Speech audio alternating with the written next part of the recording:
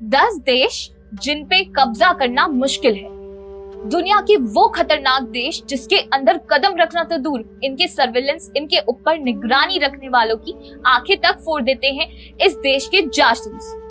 ये इतने ज्यादा खतरनाक देश हैं जिनके ऊपर हमला, कब्जा करना तो दूर की बात है, इनके खिलाफ बोलने पे भी आपको मौत के घाट सोना पड़ सकता है। इतने खतरनाक है ये देश। ये वो देश है जिनके पास ऐसी ऐसी खुफिया आर्मी है, ऐसे ऐसे खतरनाक हथियार है जो चंद पलों में किसी भी देश को खाक कर सकते हैं। आज हम आपको दुनिया के 10 ऐसे देश के बारे में बताएंगे जिनके पास सबसे ज्यादा ताकत और सबसे ज्यादा मिलिट्री फोर्स है। तो बने रहिए हमारे साथ वीडियो के एंड तक।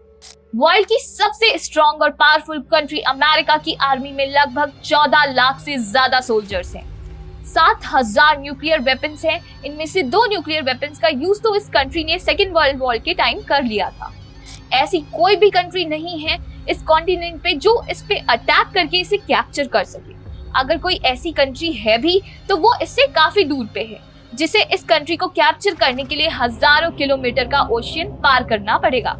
इस ओशियन में अमेरिका की हाई टेक्नोलॉजी की एडवांस सबमरीन भी है जो आने वाले दुश्मन के छक्के छुड़ाने के लिए काफी है।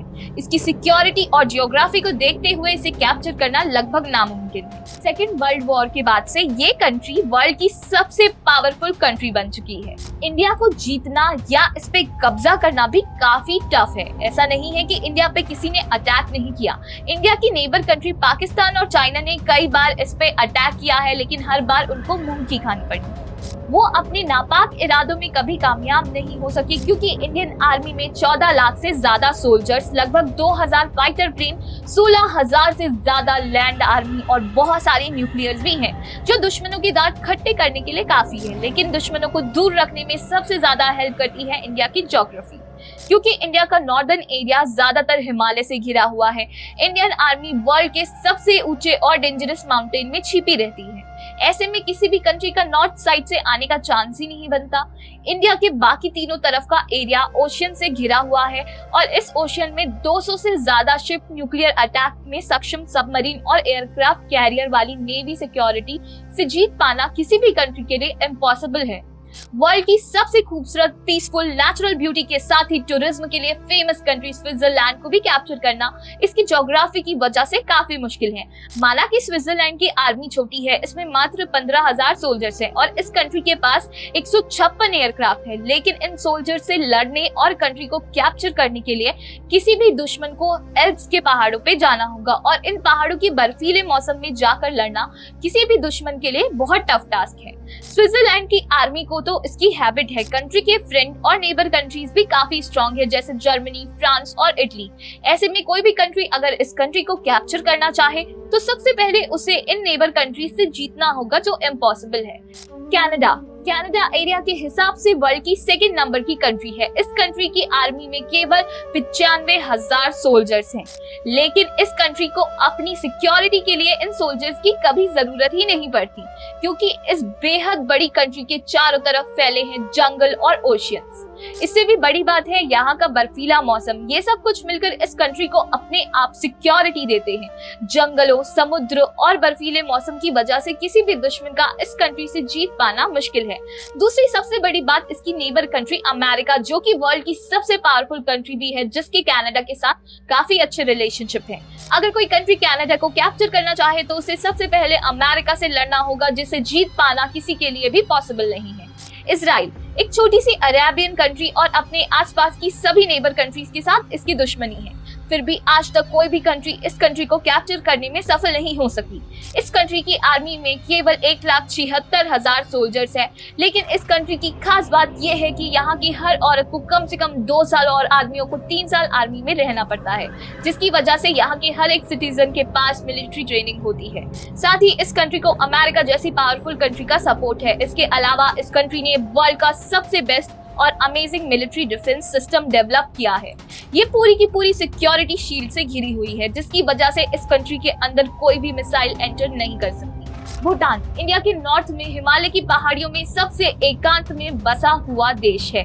इसकी आर्मी में 6000 सोल्जर हैं। इस कंट्री के पास अपना एयरपोर्ट भी नहीं है, फिर भी ये वर्ल्ड की उन कंट्रीज में से एक है जिसपे कभी किसी अदर कंट्री ने कब्जा नहीं किया है या नहीं कर पाई। 1760 में ब्रिटिश एम्पायर ने इस पे अटैक किया था, लेकिन ब्रिटिश भूटान को कैप्चर करने में सक्सेस नहीं हो पाए।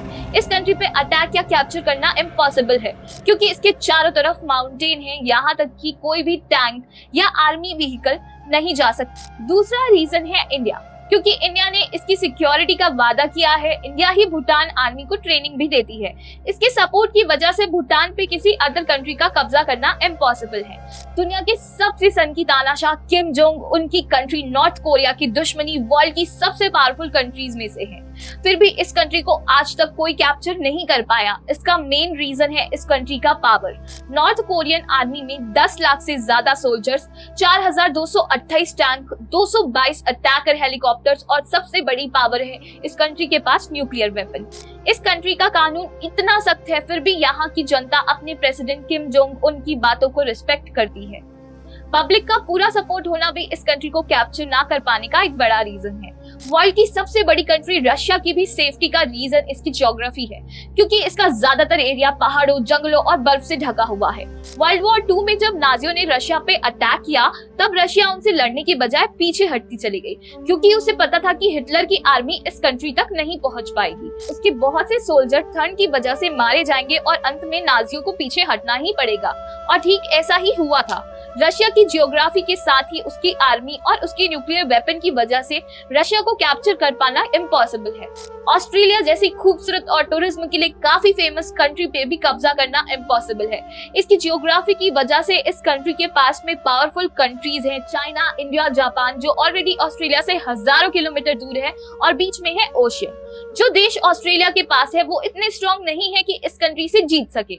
इसके बाद भी अगर कोई कंट्री ऑस्ट्रेलिया पे अटैक कर भी दे तो वो खुद के पैर में कुल्हाड़ी मारने के बराबर ही होगा, क्योंकि इस कंट्री की पॉपुलेशन समुद्र के किनारे के शहरों में रहती है और ऑस्ट्रेलिया के बीच के एरिया में हजारों किलोमीटर डेजर्ट और फॉरेस्ट एरिया है, जहां जाना बेहद डेंजरस है। ईरान को कैप्चर करना भी इम्पॉसिबल है, क्योंकि सऊदी अरब, तुर्की और अमेरिका जैसे पावरफुल कंट्री होने के बाद भी ईरान पे वर्ल्ड वॉर 2 के बाद से कोई भी कंट्री कैप्चर नहीं कर सकती। ईरान की मिलिट्री में लगभग 5 lakh soldier, 1658 tanks, 137 fighter plane, जो कि एक बड़े युद्ध में खुद को सिक्योर करने के लिए काफी है।